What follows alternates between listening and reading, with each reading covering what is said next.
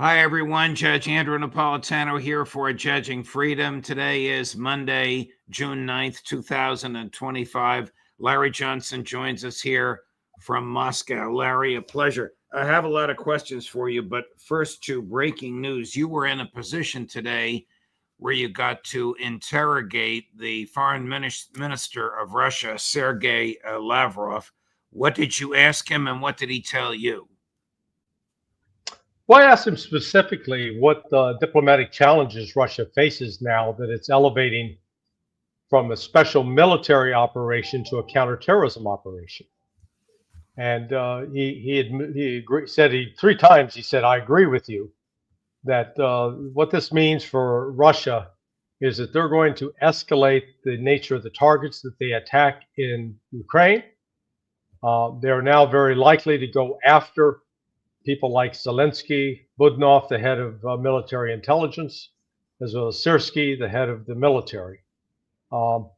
They take very seriously, even though they haven't said a lot in public about it. And I know there's a bit of a dispute between Alistair and Ray McGovern, who has enormous respect for both. But just the fact that the Russians have not commented extensively on those attacks on the airfields doesn't mean they don't take it seriously. They take it very seriously. This has really been a tipping point for them. And so Lavrov, I was sort of gratified. He said three times, "No, I agree with you." He also said he missed seeing you.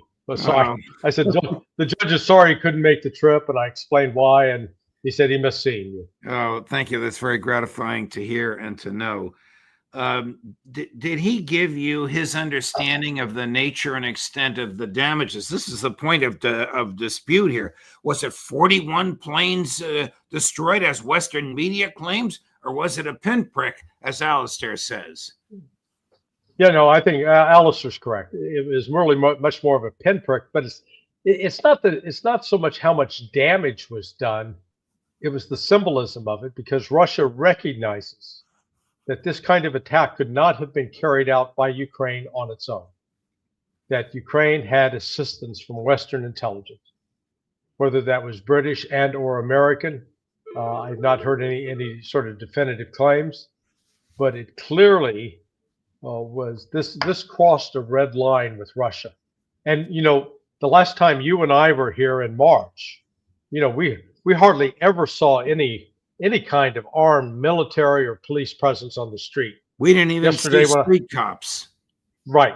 Yesterday, when I pulled up in front of the hotel that we stayed at, there were 4 teams of 2 men with automatic weapons out front in uniform. So I don't know if there was some high official here or not, but it just shows that the level of readiness on the part of Russia dealing with potential terrorist threats is significantly elevated compared to what it was 3 months ago. Is the Russian government expecting attacks on civilians? Well, that's all Ukraine has been doing. They're not attacking military targets. It would be one thing if they were going after strictly the strategic bombers on military bases. But the 2 attacks in Kursk and then in Bryansk, when they blew up the bridge so that it would definitely hit a civilian passenger train, clearly civilian. Now, as I pointed out before, the Ukrainians have been behind much more heinous terrorist attacks back in March of 2024 with the attack on Crocus City Center. They killed over 135 people, wounded more than 340. So this is something Russia's concerned about. It's something that and I was able to eat some popcorn and have some tea last night with our friend Pepe Escobar, and we reviewed sort of the bidding process. And definitely the Russian leadership, Putin, have been enraged by this. And I actually, tonight at an extended dinner, I had a chance to chat with one of the former Russian ambassadors to Britain. And, he went on at length about the significance of this. So this is something that's really hit home with the Russians. They're taking very seriously, but they're also hopeful that Donald Trump represents a change in the policy of the United States. Because heretofore, I was here in December of 2023, and I spoke with the Deputy Foreign Minister, Sergei Rybkov, at that time. And Deputy Foreign Minister Rybkov said, hey, we don't have anybody to talk to. Now they have somebody to talk to. I received a note of clarification from John Helmer today via my friend Nima, and Helmer indicated that when Lavrov called Marco Rubio, it was last Sunday evening around 8 p.m. So he wasn't, Lavrov wasn't sitting around in his jammies drinking a scotch in the middle of the night trying to figure out what to do. But the fact that he did call Rubio and had someone pick up the phone on the other end, but it also was able to deliver a very direct message. As you know from your own experience, Lavrov is a very impressive individual, doesn't need talking points, doesn't need notes. He speaks from his mind, from his heart, very, very gifted diplomat. You are moving with, I think we could say, Russian elites this week. Do you have a finger? Maybe all those armed guards in front of your hotel are there for the person I'm speaking to now. But do you have your finger on the pulse of average Muscovites about the war? And if so, is there any difference now in June from when you and I were there 2 months ago in March? Yeah, it was at this is a forum on the future, looking 25 years ahead. I can't tell you how gratifying it is to be approached by 20-year-olds, 23-year-olds. I call them boys and girls. I mean, they're young men, young women, but they are, number one, they watch you, which is, oh, I see you on the judge. I feel like I should be your press agent. I don't want to be getting a commission there, brother. You're doing a great job. But they want their picture taken, and then we start talking, and just sort of it's so gratifying to deal with these young people, and there's not any dissension directed at Putin, and they're fully on board with what Russia is doing. In some ways, they're looking for reassurance that what they're doing is the right thing for the right reasons. But is there fear that the drones might hit them, or is there not really? No. Is there a confidence that the Russian air defenses will protect the people of Moscow? Well, when I was flying in yesterday to Domodedovo Airport, which is to the south of Moscow, you begin to realize how big Russia is. I mean, even if Ukraine could launch 500 drones into the Moscow area, it's only a pinprick. Moscow is such a huge expanse.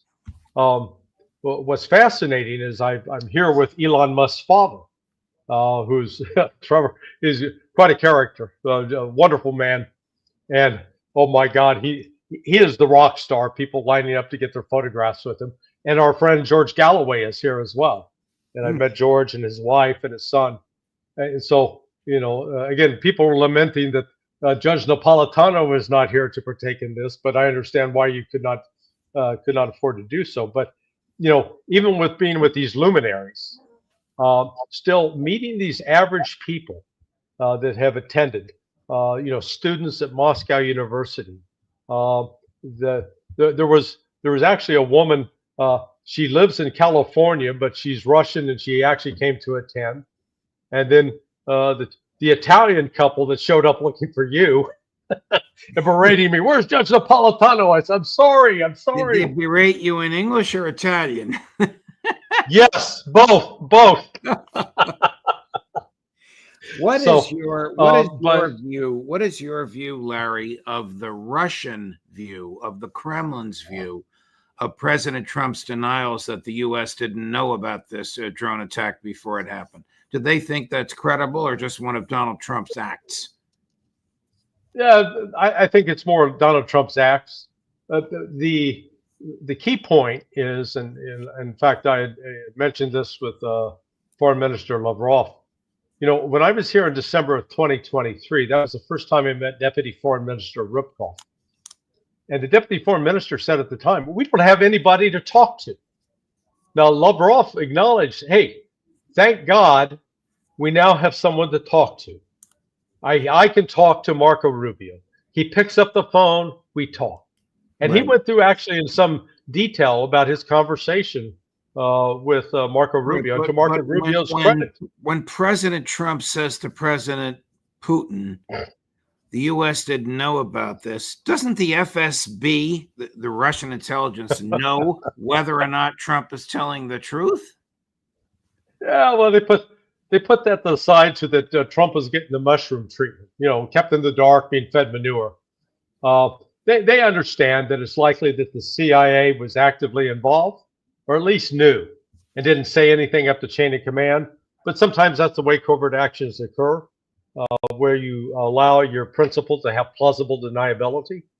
But Trump was sincere and insistent, and I guarantee you the conversation with Putin was very tough. Putin, when he talked to Donald Trump, was enraged. He was very angry. And the anger that he had conveyed when he spoke to his National Security Council, which was broadcast across Russia, was also conveyed to Donald Trump. And I think that's why you saw Trump subsequently come out and say, yeah, Putin was very strong about this, that they're going to retaliate and Ukraine's going to pay a price. Who rode this boat? Was it MI6 or CIA? The Ukrainians couldn't have done it alone, Larry. You've told us that several times. Yeah, I don't think they did this alone. And, let's say that they did plan it alone, but I guarantee you with MI6 officers and CIA officers there on scene, they absolutely knew about it. Now, were they instructed to put that into a message and send it back to headquarters and say, hey, heads up, they're getting ready to do this? Maybe not. But, this goes to the heart of the matter, that the lack of judgment on the part of those CIA or MI6 officers, without recognizing that crossing this line with Russia creates a risk from a standpoint of nuclear weapons. And I think Alistair Crook's observations on this have been entirely spot on in terms of his legitimate concern about how concerned the Russians, I know Ray, our brother Ray, comments the Russians haven't said much about this, but that shouldn't be interpreted to mean they don't care, because what I heard from Lavrov today, they definitely do care. It definitely left an impression. And it's something that they're trying to address. When Foreign Minister Lavrov said to you 3 times, I agree with you, with precisely what was he agreeing with you on? That I said that this represented a shift in Russia's diplomatic and military strategy. Okay. I've noted that unlike the United States, where oftentimes our diplomatic strategy does not marry up with our military strategy, we don't know, the right hand doesn't always know what the left hand is doing. In Russia, the right hand and left hand are always joined together. And the diplomatic strategy always reflects the military strategy. And so in that regard, when my comment was this, as I'm reading this represents a significant change from Russia's strategy of conducting a special military operation to conducting a counterterrorism operation. Now, some in the West say, you're just playing with words. But with the Russians, words matter.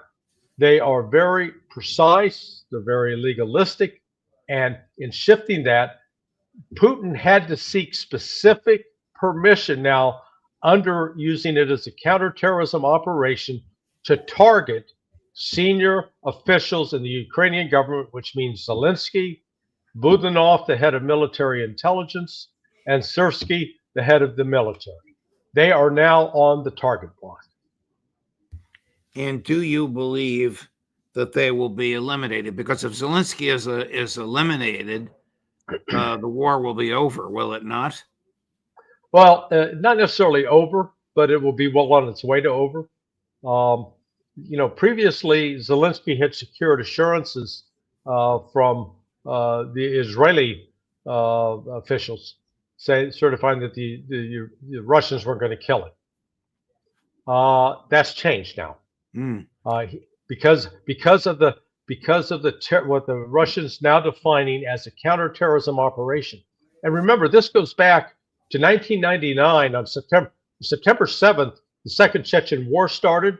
August 7th, and on August 9th, Vladimir Putin was installed as prime minister because of the start of the Second Chechen War, which was an Islamic insurgency designed to destroy Russia. It went on for 10 years. And the Russians fought it. It was a brutal war. And they ended up killing a lot of these Islamic leaders within Chechnya. But, now today, you've got Chechnya firmly in the Russian camp with people like Abdel Aladi, who is a senior Chechen commander and a true hero within the Russian army. So, Putin's been through this before. Did you get a chance to ask? This is a little ridiculous, but I have to ask you, to ask Foreign Minister Lavrov what he thinks of Lindsey Graham and Richard Blumenthal patting Zelensky on the back? Actually, I didn't ask him, but he commented on that in the course. There were several, a group of us. I got to ask the first question. I was fortunate in that. But I think it was in response to a question from George Galloway that he commented on it, and just noting the sort of the absurdity and insanity of it, that they're counting more on Donald Trump to overrule the likes of Graham and his counterpart from Connecticut, Blumenthal, and to act more rationally. They still see Donald Trump as somebody that they can talk to. And Trump so far has not disabused them of that notion. So a newspaper called the Hindustan Times reports, former Ukraine Prime Minister Azarov claims the U.S. has written off Zelensky and is preparing to remove him. With corruption probes, arrests close to his inner circles, and Trump's repeated call for a new leader, the pressure on Ukraine's president is growing. All this comes right after Kyiv's Operation Spiderweb drone attack and Russia's expected brutal retaliation. Does that resonate with you? Yes. And, people should not confuse Russia's delay in responding with a lack of will or a lack of desire. In fact, it is Russia being very careful, very precise in their planning, that they're going to definitely punish and hurt those who were responsible for this operation. And it's not the blowing up of the trains. It was the attack on the airfields, going after the strategic bombers. Somebody within either the British or the U.S. chain of command didn't have enough sense to say, for God's sake, we're not crossing that line. This is creating a risk, and Russia will not tolerate it. So, Putin made it very clear to Donald Trump, this has crossed the line, and we're going to exact our pound of flesh. And notice that Donald Trump said, "No, you're not." Donald said, "Okay, you guys do what you need to do. Just keep us out of it." It's a rare time that President Putin threatens something that Trump didn't want to happen, that Trump didn't threaten back, for the reasons that you've articulated. I had a conversation with Alistair this morning. He thinks that Lindsey Graham and Richard Blumenthal are trying to intimidate President Trump. They have 80 co-sponsors, 80 members of the Senate, veto-proof, on legislation to impose secondary sanctions, sanctions on countries whose businesses do business with Russian businesses. This, of course, would be crazy. But Alistair thinks that Trump is fearful of this if it passes the House. Fearful that any negotiation that Witkoff comes up with that allows some nuclear enrichment for Iran will be harshly condemned by the Senate. Now, Witkoff's not negotiating for a treaty. Trump can enter into any kind of agreement he wants with Iran. Right. But all of this led to my question, Alistair, and to you in a minute. Who's running American foreign policy? When I asked that to Alistair, here's what he said. Chris, cut number 5. He's terrified of the Senate, with 80% of the Senate opposed either to the Iran deal or to his deal normalization with Russia, and want an escalation. This is very dangerous. So who's in charge of foreign policy? The Russians may be asking himself, well, not President Trump, but it will be split up between the deep state, the Congress, and Israel. Deep state, Congress, and Israel. So, Right. Larry Johnson, who is running American foreign policy? Well, we've had some interesting developments over the last 72 hours. Donald Trump has removed 3 of the most ardent Zionist members of the National Security Council. I don't have their names at my fingertips, but one of them was this lady who had been an IDF officer, and she was removed. So the fact that Trump is removing them sends one message. Donald Trump also holds some cards that Lindsey Graham does not. Without identifying the specific members of Congress, there are Republicans and Democrats, both in the Senate and the House, who are currently being looked at by Ed Martin because they have received significant sums of money in kickbacks from the Ukrainian government, and we're talking millions of dollars. I know Is one of them a ubiquitous senator from South Carolina? without identifying any particular senator. All I can say is one senator has received, I'm told, $17.3 million. Another senator, $23 million, and it's bipartisan. So this is not just the Republicans or just the Democrats. This is Republicans and Democrats. Wow. So Donald Trump may actually have some leverage here with respect to some of these senators and some of these members of Congress that, despite all their chest thumping and wanting to go to war, they may actually ultimately end up backing off. Larry, thank you for this extraordinary interview. Thank you for taking the time from the good work that you're doing there. Please give my personal regards to Pepe, whom we'll see tomorrow, and to the great George Galloway. Thank you for what you said to Foreign Minister Lavrov. If you could hang around for a minute after you go off air, Chris is trying to figure out when we can do the roundtable, and we're not familiar with your travel plans. Of course, I got to tell you, when I went into the bathroom and there carved into the wood was the judge was here, I went, oh my God. Wasn't by my hand. Thank you, Larry Johnson. I'm just kidding. Thank you. We'll chat with you in a bit off air. All the best. And coming up tomorrow, Tuesday at 8 o'clock. What a pip, Larry. Coming up tomorrow at 8 o'clock in the morning, Ambassador Charles Freeman. On all of this at 11 in the morning, Scott Ritter. At 3 in the afternoon, Colonel Karen Kwiatkowski. And at 3:30 in the afternoon, from Moscow, Pepe Escobar. Judge Napolitano for Judging Freedom.